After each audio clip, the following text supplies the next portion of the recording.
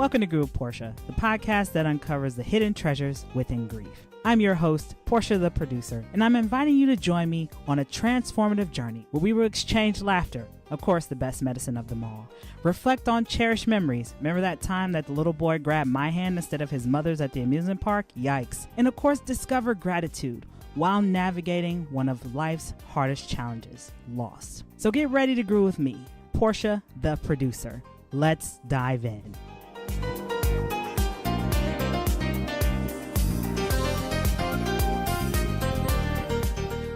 Hello, everybody, and welcome back to Groove with Portia. I am your host, Portia Booker, and as always, don't forget to like, share, and subscribe to keep it with the latest and greatest of all with Groove with Portia.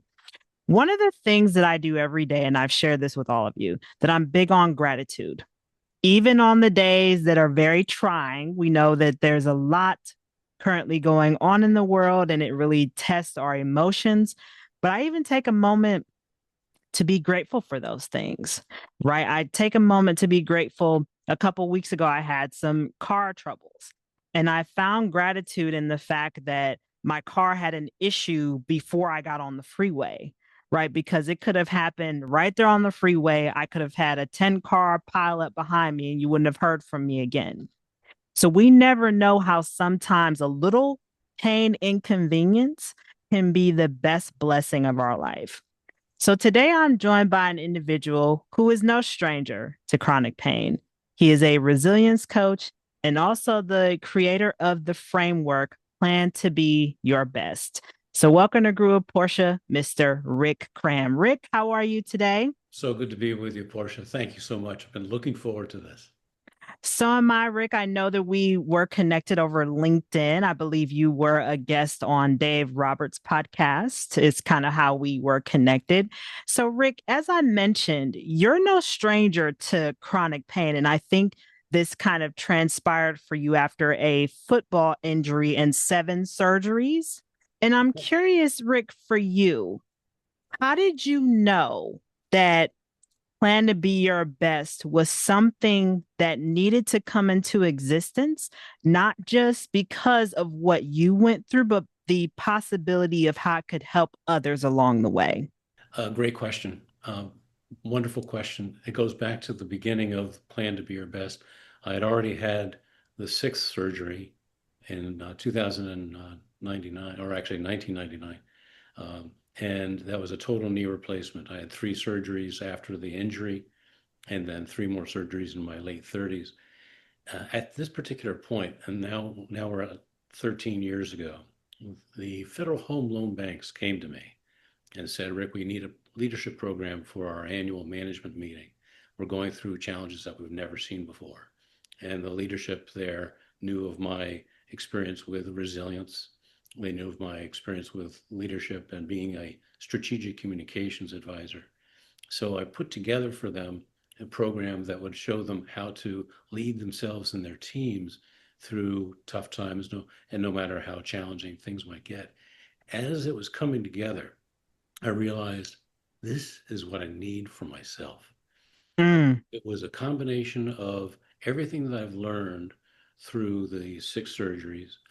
And I will share this with you, that as I put together the program, I ended up starting a journey that continues to this day to further evolve the framework, the different aspects of what goes into planning to be your best. It's a journey to both identify your own unique resilience and set yourself on a path to perpetually grow it so that you can actually get to, no matter what you're going through, get to a place of being whole, so much so that you're able to also be more uniquely equipped to encourage and help others as they go through whatever might be challenging, whether it's excessive stress, whether it's grieving, which you and I are very familiar with, or physical pain. It's not just for each individual person, it's for others. And that evolved because, especially after my 6th surgery, and I'd been through extraordinary pain for a number of years, that I came out of that feeling like I need to take what I've experienced and help others who are going through it. It was an innate motivation that surfaced rather organically. And as I continue on my journey, and now having 7 surgeries, the seventh one was in 2019, a partial revision of that knee replacement. My need and my desire to actually help others only magnifies. So it's all part of the journey. You know, Rick, I love how you brought up that this is a way to get people to find wholeness, right? Because I think so many people are walking around, no pun intended, feeling broken, right? Some people obviously need maybe knee replacements like you went through, but because their spirits are just so fractured because of all the programming that we've, went through from childhood and beyond. And Rick, something that I recognize when people go through chronic pain or any kind of pain, there tends to be this identity that gets attached to you, right? You don't want the poor me or the victim, hood. Some people do keep the victim ring around their neck all the time. And I'm curious, Rick, for our audience, what did it take for you to see your chronic pain from a victor's lens and not from that of a victim to keep you down on the days that are really challenging? I'm so glad you asked that because not only have I lived it, but where it's one of the first decisions to make when we're going through something profoundly difficult is to think about who am I in this? A lot of people need to, and I found there was a time when I needed to re-anchor in who I am. For example, just before, about a month before the total knee replacement, this is my 6th surgery, and I was low. I was certainly hopeful that I'd get relief with the surgery, but I knew this was going to be saying goodbye at the, and I think I was 39 or 40, saying goodbye to so many things that I love, playing tennis, inline skating, and so forth. And so I was grieving some of the things that I was going to be missing, that I had already missed, I hadn't been able to do for some years. And I found myself saying, this is one of the worst things that could happen to me. And I caught myself immediately. I heard that victim phrase, this is happening to me. And I thought, no, no, no, no. This is, and I completely created this reframing. And to a great extent, that's what Plan to Be Your Best is all about. It's a series of healthy and important reframing. Uh, and I ended up saying to myself in that moment, I remember the very moment I was at my desk at an advertising agency and thought, no. And I embraced in that moment.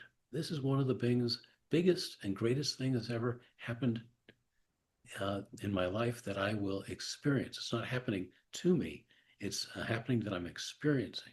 And that reframing immediately sparked this positive attitude that still lives to this day. And it carried me through the surgery and the recovery. And as well, even contributed to my having a positive attitude going through the 7th surgery. Rick, I'm glad you brought up the grief of the things that you used to love to enjoy that you obviously had to pivot from because of your, the pain in your knees, but also that shift in your mindset of this is happening for me, right? Instead of to me, for me. And I think when we're in those moments of we're low, but we're hopeful, sometimes it's hard to see the silver lining, Right. right? And so I'm glad that you were able to see that in that period of time. And I mean, look at what you've created. And I'm curious, Rick, I'm sure that maybe because I'm sure you're on the East Coast like me, where we tend to get the snowmageddon and the bitterly cold temperatures.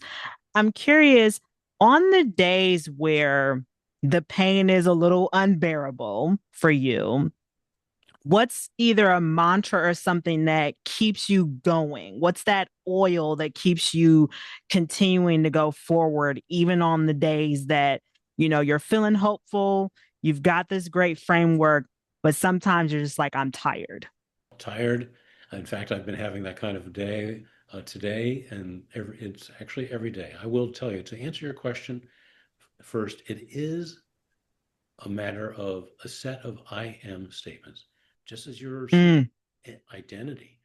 And I was talking about this with my pain management counselor that I've got. Even though I'm a trained caregiver and a resilience coach, I've got my own uh, pain management counselor. And I was sharing with her that one of the things that really helped me through the morning yesterday was saying, I am a man of grace. And it's something that I embraced a long time ago. And what it means is that I have enough grace in myself for others in pain, but also grace that I give myself. And oh, so for example, that's what I experience a couple of dozen times a day. The seventh surgery, just to explain, was a partial revision of the total knee replacement. And the belief is, while they have yet to understand exactly why I get these random blasts of pain, and there are over 20 pain sensations that I experience over time, they believe one of the two main nerves in the knee was damaged in the seventh surgery. So pardon me as um, I will flinch, and I will practice something else that you said. Part of Plan to Be Your Best includes using the three steps of resilience. Step number one is to tune in. What do you need? Understand that. Number two is to plan, choose something. And then number three, be your best, follow through on it. And I have enough experience with using the three steps of resilience every day that one of the most profoundly effective, consistently effective things I choose and follow through on is to choose and embrace an attitude of gratitude. It immediately, time and time again, overwrites everything in my mind and in my heart and in my soul. While we can hold different emotions at the same time, having mixed emotions, I found with gratitude and really focusing on it, thinking of things that I'm thankful for, such as this conversation with you, it's one of the tools that I use to keep my focus and win back what pain does. Flashes of agony uh, hijack focus. They sap our energy and frustrate our hope. But when I think about gratitude and think about my gratitude for having this time with you, I am experiencing the gratitude. I am feeling it. I'm thinking it. And it's an example of how what we focus on is what we experience. hmm where your attention goes, that's where the energy flows type of thing. I think we've all heard a variation of that. And Rick, I love that you reinforce that this is an everyday thing. At the same time, you're not allowing it to keep you down, right? You're still experiencing this human component of pain. You're aware of it, and also, you're showing other people that they can still enjoy life, still find hope, and also be resilient. And I'm glad too, Rick, you brought up about resilience because I think, let's be realistic, there's this expectation or misconception that resilience means you just push through, right? Just like some people think that gratitude is you have on rose colored glasses when the house is on fire type of thing.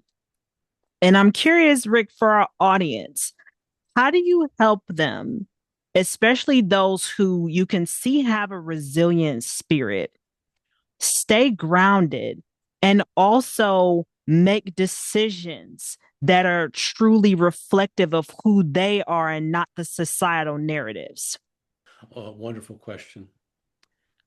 It's a matter of when we go through the process of walking with each other through Plan to Be Your Best, either one on one or in a small group situation, it's a constant journey of making choices.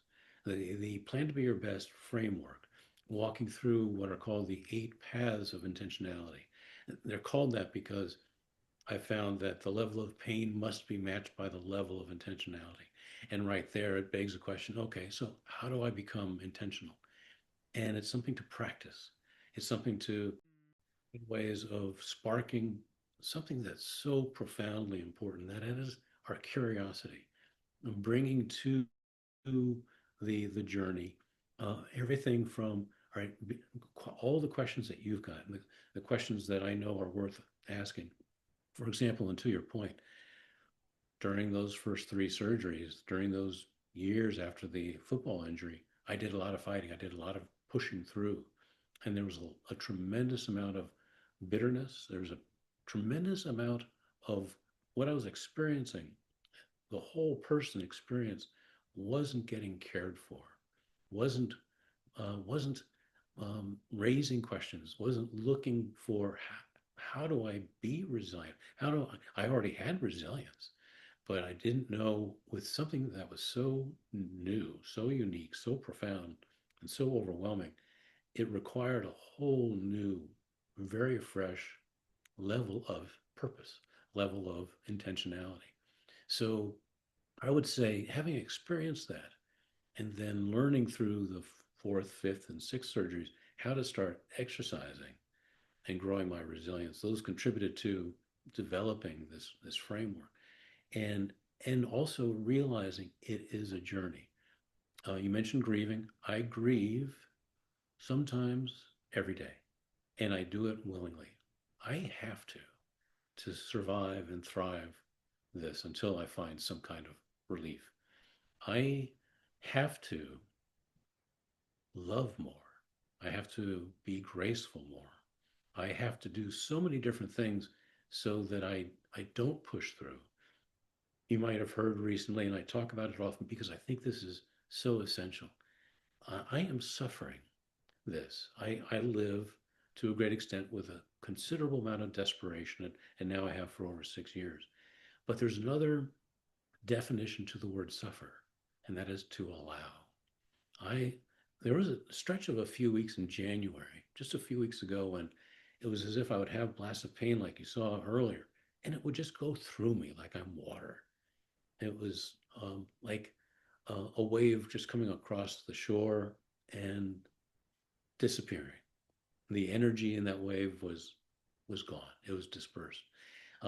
There are times when, and I often experience different tides, different phases, different seasons of what I'm experiencing pain wise. Sometimes, if, for example, I went to see my doctor on Monday, I drove 20 minutes to see him. That time in the car, the vibration from the road immediately starts to increase the amount of time, the frequency of my pain blasts. I had in my 1 hour visit at the doctor's probably close to a dozen blasts, and they're very public. And I ended up coming home and needing to grieve some, which I embrace because there's healing in the grieving. I came home and needed to take care of myself, and so that there wouldn't be this compounding effect of pushing through where it's building up more and more pressure, which ends up becoming bitterness, becoming anger. And I will tell you, after during those first few years, those first few surgeries, even to the point where I failed every class in one particular college semester, I was in so much pain between surgeries two and three that, and I know what that anger is like, that I, to this day, since the seventh surgery, I've probably been angry no more than 60 seconds. Um, it's energy that I don't want to waste.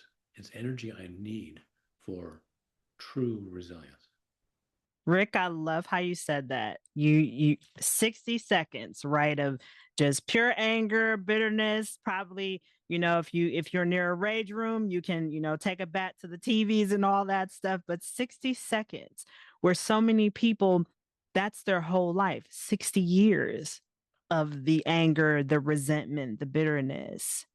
Rick, this has been a beautiful conversation. I hope that our audience really takes heed to your story, really see that, yes, you struggle with this every single day, but at the same time, you make a choice to make it your mission to talk about it, to show the vulnerability, and to encourage others to not just push through, but to work with what's before them. Rick, for our audience who's tuning in, I'm sure there's going to be individuals who want to connect with you, learn about the Plan to Be Your Best framework, the books. Please share with our audience how they can connect with you, Rick. Thank you so much, Portia. Rickcram.com is perhaps the best place to go where you'll find not only more about me, a way to connect with me. I found that resilience grows through conversation, even like this. And you can schedule a time to have a conversation where it's just simply about connecting and about care. But you can also see the different opportunities, the free monthly group to be a part of called Take Heart, which is simply to connect with people who understand. And we're there to encourage each other. The services that I provide one on one for leaders and their teams, as well as for companies that are caring for and in the well being and healthcare space.